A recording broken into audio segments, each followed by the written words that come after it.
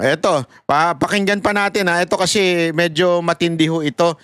Hindi ko magets, ha? Hindi ko magets kung bakit masyadong hipokrito po si Bongbong Marcos pagdating sa issue na to. Bakit kanyo?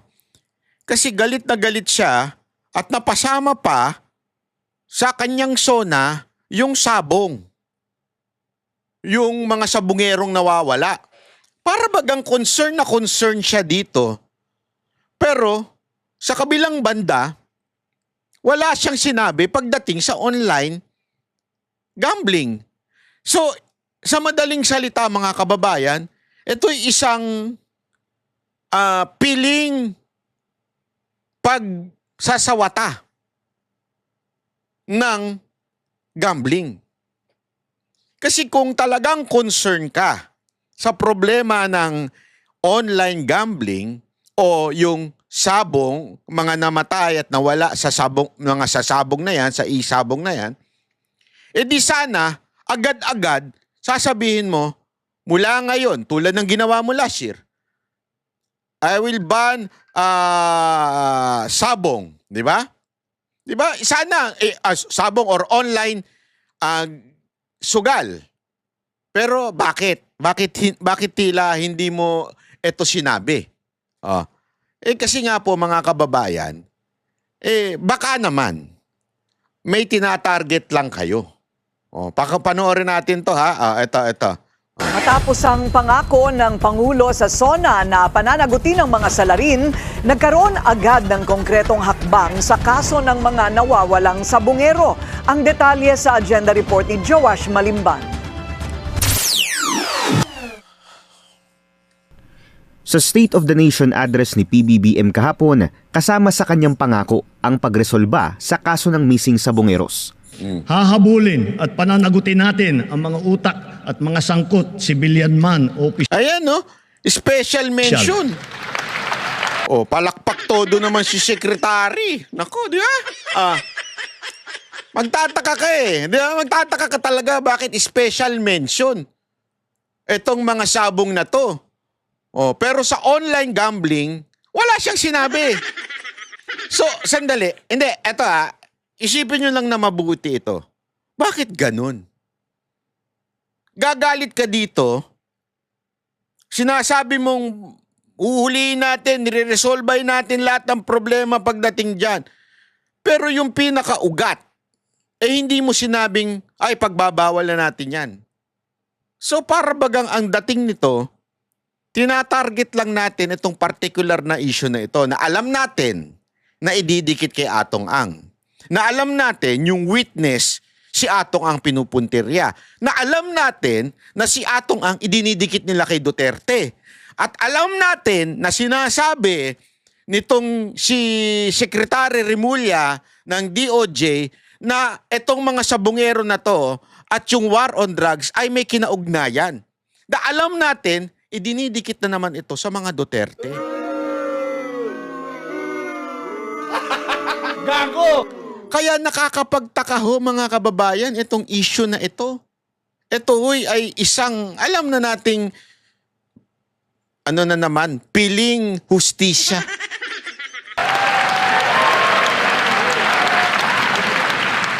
Alam mo, wala namang sumisigaw. Hindi nyo napapansin, doon sa SONA ni Marcos, wala namang sumisigaw pag tinatapat yung camera sa audience. Pero bakit may sumisigaw? Alam nyo mga kababayan? Maniwala kayo sa hindi, ako galing ko dyan. Kasi trabaho natin yan, yung audio man. Trabaho ko yan noon. Gumagawa ako ng audiobooks noon sa sound engineer ako sa mga audiobooks noon . Isa sa mga naging trabaho ko yan noon. Halatang may special effects na ginagamit dito. Yung effects ba, napipindot. Halimbawa, kunwari, magpapalakpakan yung tao, tapos nahaluan ng ganyan. Kahit walang bata, may maririnig kang bata.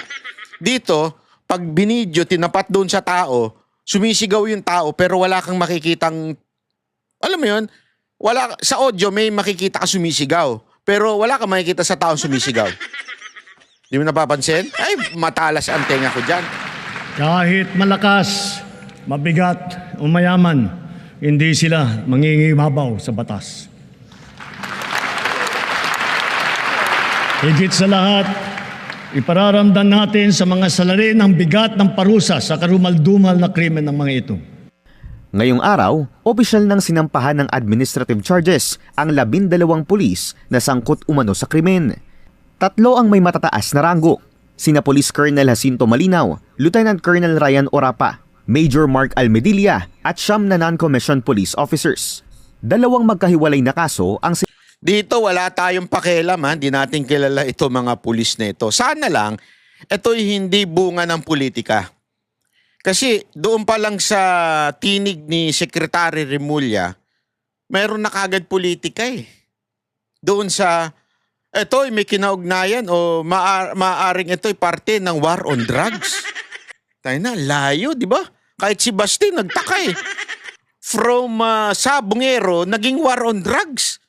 Diba? Sana hindi ito, kasi baka mamaya, alam naman natin yung nangyari kay Grijaldo, di ba? Alam natin na pinulitika si Grijaldo, pinipilit siya magsalita. Nung hindi siya nagsalita laban sa mga Duterte, ikinulong. Naalala niyo yun, si Grijaldo. Ako, again, hindi ko kilala ito yung mga pulis, hindi ko sinasabing ganito ang nangyari sa kanila, pero posibleng ito ang mangyari sa kanila. Oh, kayo, idikit ninyo ito sa war on drugs ni Duterte. Pag hindi, kulong kayo. Maaari. Hindi ko sinasabing ganun ang ginawa nila, ha? Pero maaari din. Kasi ganun ang ginawa kay Grijaldo eh. Yun yung sinabi niya eh. Na pinipilit siya ng 2 kongresista na idikit kay Duterte yung issue nung hindi siya sumunod, kinulong. So sana hindi ganun to ito. Yun ang duda ko dito sa mga ganitong sabi ko, naku, sana naman walang politika ito kasi kawawa naman yung mga pulis kung may politika ito. Isipin nyo na mabuti hindi ko alam pero I hope I'm wrong. I hope my thinking is wrong. Baka mamaya kasi ganun. Patay, yari naman, kawawa naman yung mga tao. Di ba? Kasi ngayon, alam natin lahat ng hindi lumalaban sa Duterte, inuusig. Dati nga, ganito nung mga unang mga taon ni Marcos, ang lahat na sumusuporta kay Duterte uusigin. Pero ngayong mga sumunod na panahon na, mas matindi na. Ang lahat ng hindi usigin si Duterte, uusigin. So you cannot stay na neutral. Kailangan, banatan mo Duterte or ikaw ang babanatan. Ganun na nangyayari, kaya sana, I really hope, hindi ito ganun. Itong mga nangyayari sa sabog na to. tinampas sa mga pulis na ito. Una, against kay Police Colonel Jacinto Malinaw Jr., this is for grave misconduct, grave neglect of duty at conduct unbecoming of a police officer. So a separate case, formal charge, ang ipafile din namin against doon sa other 11 police officers headed by Police Lieutenant Colonel Ryan J. Orapa.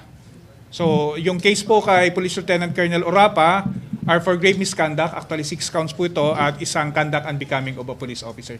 Pauna nang itinanggi ng mga dawit na pulis ang kanilang kaugnayan sa missing Sabongeros. Pero ayon sa Napolcom, nakakita sila ng probable cause o sapat na basihan para ituloy ang kaso. Lalo na't matibay raw ang affidavit na isinumite ng whistleblower na si Julie Dondon Patidongan. Dagdag ng Napolcom, nagtutulungan ang bawat ahensya ng gobyerno sa isinasagawang investigasyon. We are coordinating directly with the DOJ, particularly the Secretary of Justice, Secretary Boying Remulla, to give information. We are actually sharing information here. Uulitin ko, walang contest po sa lahat po ng ahensya ng gobyerno. Lahat po ng ahensya ng gobyerno ay nagtutulungan para masolve na po natin itong sabong case na ito. Malaki naman ang pasasalamat ni Patidongan. Nagpapasalamat ako na nasampahan na sila ng kaso at kita nyo naman nanggit niya kay Mr. President tungkol sa mga missing Sabongero. Kailangan pala Ang lakas nito kay Mr. President, ano? Ha? Ang lakas!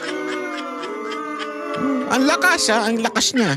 putin ang mga taong may sala.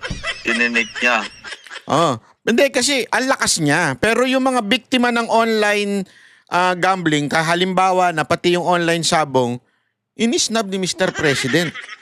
Taliwas sa inaasahan, tila nakalimutan din ng Pangulo sa kanyang SONA ang illegal online gambling. Kaya ang panawagan ng digital Inisnab. Di ba mga kababayan? Dito ka magtataka. Ha? Bakit yun na isnab? Pero yung si Patidongan na kasama, di umano, allegedly, di ba? Kasama din siya dun sa ano na yun. Oh, yan ang sinabi ni kagalang-galang na si Attorney Rowena Guanzon. 'Di ba? Nakasama siya doon although hindi siya yung pinaka-guilty kaya nag-i-star witness siya ngayon. Yan yung sinabi ni Attorney Guanzon. So, mas pinakinggan ni Marcos compare sa mga nagiging biktima ng online gambling. 'Di ba? Magtataka ka. Bakit ganun? advocacy groups, resolbahin na ito ASAP. Narito ang agenda report ni Andrea Salve. Nasurpresa ang Digital Advocates Group na Digital Pinoys dahil hindi man lang daw nabanggit ang online gambling sa ika-4 na SONA ni PBBM. Bakit? Inaasahan kasi nilang tatalakayin ito matapos tumindig ang palasyo kontra online sugal ilang linggo bago ang SONA. We were surprised actually na wala kasi parang sobrang lakas sobrang lakas ng mga bosses na calling for an action sa online gambling be it strict regulation or ban. Nagulat kami na thank you na thank you na, tapos na ba yun? Tapos na ba? O baka may thank you lang dun sa sentence niya. Tapos may kasunod pa pero wala So parang medyo, bitin. Sa kabila nito, iniisip na lang ng grupo. Alam mo, tama yung sinabi nitong maman to Sa sobrang lakas na ng panawagan na iban na tong online gambling. Wala man lang sinabing pag-aaralan natin yan. We would consider all sides kung yung benefit and negative impact nitong online gambling. Wala man lang ganun Talagang inisnab. Buti pa si Patidongan, buti pa yung kasama dyan sa isabong, pinakinggan. Remember, I'm not saying si Patidongan ay guilty. Hindi yan ang sinasabi ko Pero remember, he is part of that group. He is part. Kaya nga niya alam yung mga nangyayari. Kasi he is part of that group. Pero pinakinggan siya. Ang lakas niya. Di ba? Ganun katindi. Pero yung mga nananawagang senador na nagsasabing iba na yung online gambling, mga nananawagang Pilipino, mga advocacy group, hindi pinakinggan. Inisnab, ladies and gentlemen. That's how. Marahil ay kailangan pa ng panahon ng Pangulo para pag-aralan ng usapin. Pero ang kanilang tanong, we don't want to put words into the president's mouth or into the Malacanang's policy pero gaano katagal ba yung ibibigay natin at sa tingin namin kailangan itong maresolba sa lalong madaling panahon.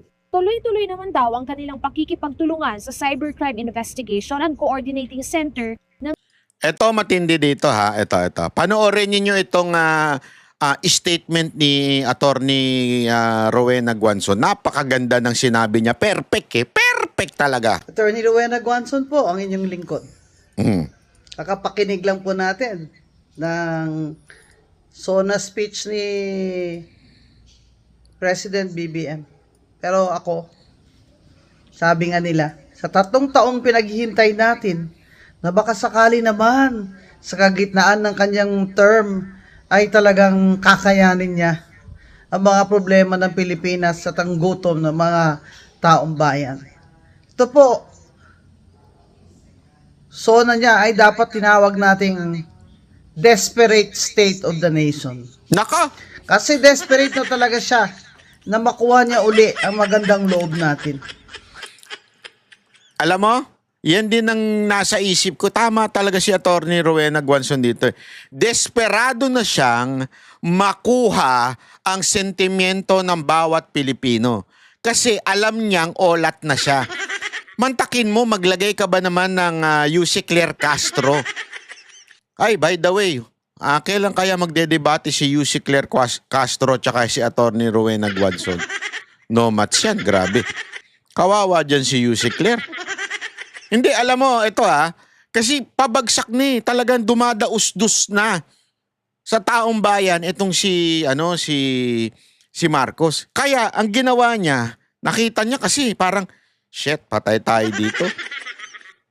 Last year, sabi ko may 5,500 na flood control project. Tapos ngayon, binahan na naman ng todo-todo. Hindi ko pwedeng sabihin na dadagdagan natin ng flood control project. Hindi pwede kasi yari siya doon, di ba? So alam ko na. Para nandun tayo sa magandang side, sisihin na lang natin na may kasalanan na yan. Pero kahit siya yung may kasalanan, kahit parte siya nung may kasalanan, di ba? Tandaan ninyo, ikaw ang presidente ng executive branch. Ikaw ang presidente na may hawak ng sekretary ng DPWH. Tapos sisisihin mo yung mga tao mo, hindi nag-perform ng kanilang duty. Ikaw yun. Lalo na yung mga taong bumoto sa kanya. At ang mga taong hindi man bumoto sa kanya. Pero tayo umaasa na sana po ay gampanan niya ng mabuti ang kanyang mga katungkulan. Lalo na stop niya yung corruption. Pero nung unang SONA niya, 3 years ago, ay fresh na fresh pa siya. At hopeful naman po tayong lahat kahit tayong mga hindi bumoto sa kanya. We wished him success, lalo na ako. Kasi nga sabi ko, baybayan ko rin po ito. Kung kayo na po nanalo dyan, edi pag galingan nyo. Para kami naman po ay maging proud na Pilipino kami. At ang mga pobre ay makaahon man lamang sa termino nyo, Mr. President, na 6 years. Ngayon sa midterm, 3 years, ano na ito? Desperate ka na. Kasi grabe, palubog na. Everything is going downhill. Nadagdagan mo pa ang tax na binabayad ng mga karaniwang tao. Habang ang mga may-ari ng mga minahan na iba ay kamag-anak mo at ay yung mga financial contributors ay hindi mo ginagalaw ang kanilang kapiranggot na tax. Alam mo, isa pa yan. Isa pa yan ang pinakamatindi talaga eh. Kasi yung flood control project na sinasabi ng ni BBM, yun ay reaction lang yun sa matinding problema. And ang matinding problema, kaya nagpatuloy ang pagbabaha, ay ang isa sa mga matindi doon ay yung minahan. Bakit hindi niya magalaw yun? Kasi nga, according to Attorney Rowena Guanzon, kung hindi ka mag-anak, yun yung mga financier ng kanyang kampanya. Kaya, hindi man lang magalaw. At ang matindi dito, sabi nga ni ma'am, ni attorney, yung tax, hindi masingil. I mean, sa dami-dami, kung matatanda natin, yung mga nakaraang araw, pati yung ipon natin, gustong taksa ng malupit. Para lang magkaroon sila ng pera. Sabi nga ni Chinkitan, kasi tinanong siya ano ba ibig sabihin nitong pagtatax ng gobyerno? Alam mo, simple lang yan parang sa negosyo. Kaya mo gustong kumuha ng more income kasi nalulugi yung kumpanya. Hindi niya man sinabing direktang nalulugi na tayo at wala na tayong pera, pero yun ang ibig sabihin nung pagtatax ng gobyerno. Ibig sabihin, we need money. Kung we need money, alam mo, unang ginawa ni Duterte, siningil niya ang Mighty Corp, siningil niya ang si Lucio Tan, siningil niya yung sila Prieto, lahat ng mga quote-unquote oligarch kaya sa Pilipinas ay siningil niya ng tamang buwis, pinagbayad niya ng utang. Kung gusto mong kumita, ang gobyerno, singilin mo ang mga nasa paligid mo. Yan ang sinasabi ni Attorney Rowena Guanzon. Pero bakit hindi niya magawa? At ang nasa isip niya yung sabong. Baka naman doon kumukuha ng pera, hindi natin alam. That is not proven. Pero hindi kaya isa sa mga mga tutulong sa kampanya sa 2028 ay may-ari ng sabong na kalaban ni Atong Ang? Hindi kaya ganun? Gago! Hindi, ako, yun lang yung mga nasa isip ko. Tinatanong ko yan, ha? Yan ay matinding tanong. Sa mining, dapat sagutin din yan ni Speaker na pinsan mo, Mr. President, kung bakit ang taxes sa mining ay hindi gumagalaw. Siya ba ay may mga interest sa mining? Nako, Yan patay din ba tayo dyan. ang dahilan kung bakit ang Maharlika Fund natin ay napunta na naman sa isang investment kuno sa Nako. mining? Mining lang kayo ng mining dyan. Kayo lang naman nagmamine eh. Ang makaraniwang tao na manggagawa, ng mga nanay na, Mga hindi nakagets dun, ha? Mine. Di ba pag binagbebenta, mine.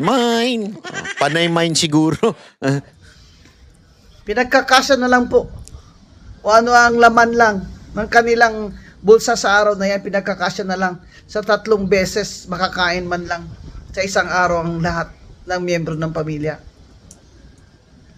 Pero ano ang pinaka bongga talagang statement ni BBM, yung akala niya palakpakan natin siya nung sinabi niyang mahiya naman kayo, alam naman ng taong bayan, mga kawatan kayo, mahiya naman kayo. Ba't naman ho kami papalakpak sa kanya? Napakalapit ho sa kanya. Ang dapat niyang sabihan na mawalang hiya kayo. Ma'am, asin malapit?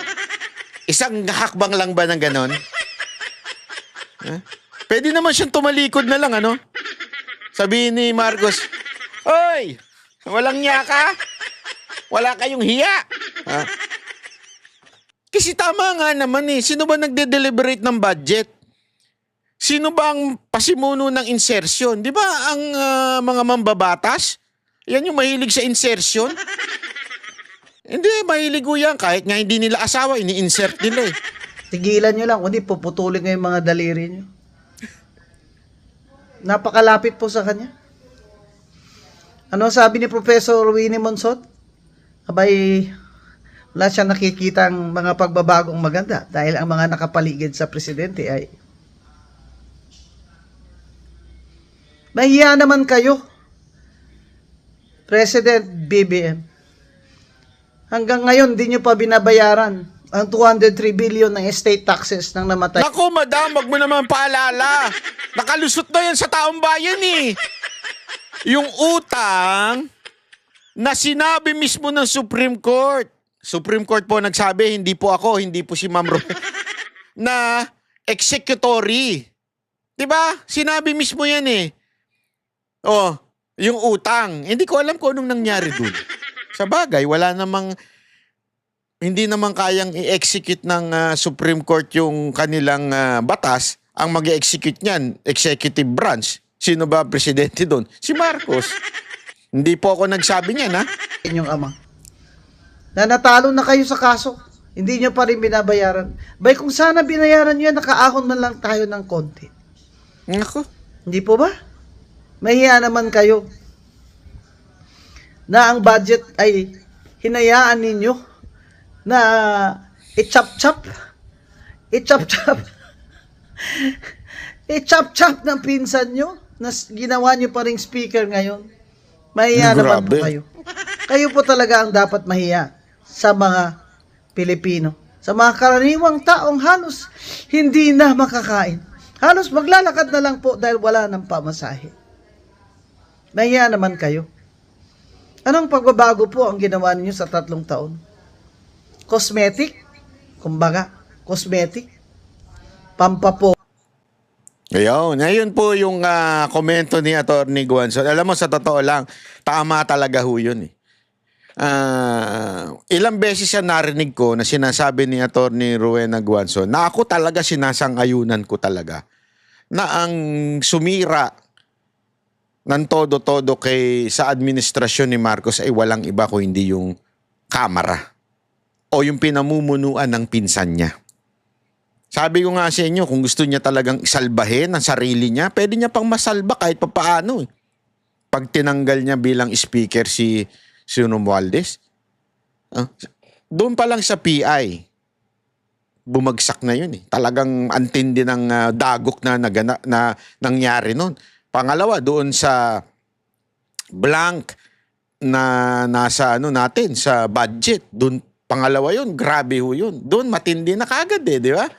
So, yung mga ganong kung sana hindi si speaker yan, di sana kahit papaano may naipanalo kayo noong 2025. Mismong yung campaign manager nyo na nagsasabi dahil sa kagagawan ni Speaker Romualdez kaya nagkatalo-talo kayo noong 2025. Hanggang ngayon, ayaw mo pa rin makinig. Ganyan na ba ho ba talaga pagka nabibingi na? Hindi, kasi yan ang tanong natin eh. Pagka ba talaga nabibingi na? Ayaw niyong makinig. Yan ang paulit-ulit na sinasabi ng taong bayan sa inyo. Ang nakakasir. Ewan ko, wala bang bumubulong sa kanya o talagang takot lang siya sa pinsan niya? Or baka nakikinabang siya sa pinsan niya. Hindi natin alam. Yeah? Hindi natin alam. Baka naman nakikinabang din siya kung ano mang ginagawa ng pinsan niya. Hindi natin alam kung ano ginagawa. Pero, ewan natin. Sana. May pagkakataon ka pa, bukas na bukas tanggalin mo yung speaker. Pero malabo na yan. Malabo yan. Anyway, maraming salamat po. Magkita-kita ulit tayo sa susunod nating video. Sana po mag-like, subscribe po kayo. At i-share nyo itong video na ito para mas marami pang makaalam ng katotohanan. Dahil alam nyo naman, ngayon, nasasapalan na lang ng pera, kung hindi man ng pera, ng demanda, ang mga nagsasabi ng katotohanan. Di ba? Kaya, itong ating channel, i-share ninyo. Okay? Maraming salamat po. Ako po si Banat Bay. Ang boses ng masa, hindi natatakot. Katotohanan lang, di kami nalulunod. Walang bahid ng sismis, lahat ay totoo. Kahit sino ka pa, pag mali ka, babanatan ka. Walang pinipili kulay, wala kaming kinikilingan. Basta para sa bayan, kami lalaban. Pagdama palakpakan, pag mali banatan. Di matitinag, di matatakot, para sa bayan tuloy ang sigaw. Sa harap ng kamera, walang halong takot. Mga baluktot, lahat kayo'y tutumba. Ang hustisya at totoo, yun lang ang mahalaga. Kahit sinong harang, di kami matitinag. Walang pinipiling kulay, wala kaming kinikilingan. Basta para sa bayan, kami lalaban. Pagtama palakpakan, pag mali banatan. Di matitinag, di matatakot, para sa bayan tuloy ang sigaw. Kung nasa tama ka, ikaw ay aming kasama. Pero pag mali ka, handa